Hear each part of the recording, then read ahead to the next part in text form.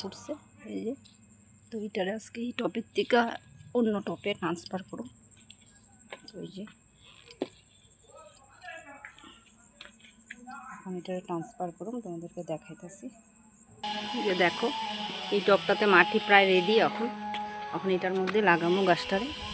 তো এই যে এটাতে সব কিছু দেওয়া আছে, ছাই, ভার্মি কম্পোস্ট সব কিছু দেওয়া আছে। তো এটা মিডিলে এখন বসাবো। তো মাটিটা পার করে রাখুন, যে একটু জায়গা প্লেস নেই আমার। তো এখন এটা লাগানো। এই যে দেখো এই যে টপটা সেটা ঠিক করে নেব।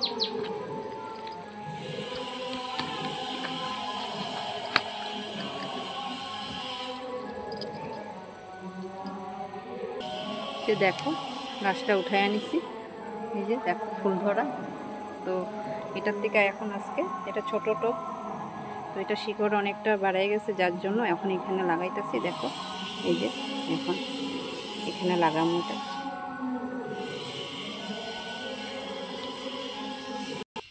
যে দেখো এটা লাগানো হয়ে গেছে এই যে টপটাতে। সুন্দর ফুলটা দেখো হলুদের মধ্যে। তো এরকম করে ছোট টপ থেকে প্রথমে ছোট টপে লাগাইতে হয়, তারপরে এইভাবে বড় টপে লাগাইয়া তারপরে এটারে বসাইতে হয়, না হলে ছোট টপে বেশি দিন থাকে না, কেন ওদের শিকড় বড় হয়, যার জন্য একটু টপে চেঞ্জ করতে হয়। তো আজকের মতো আমার একটু ভিডিও। তো এটার মধ্যে আরও গাছ লাগাবো, তোমাদেরকে পরে দেখাচ্ছি এটা।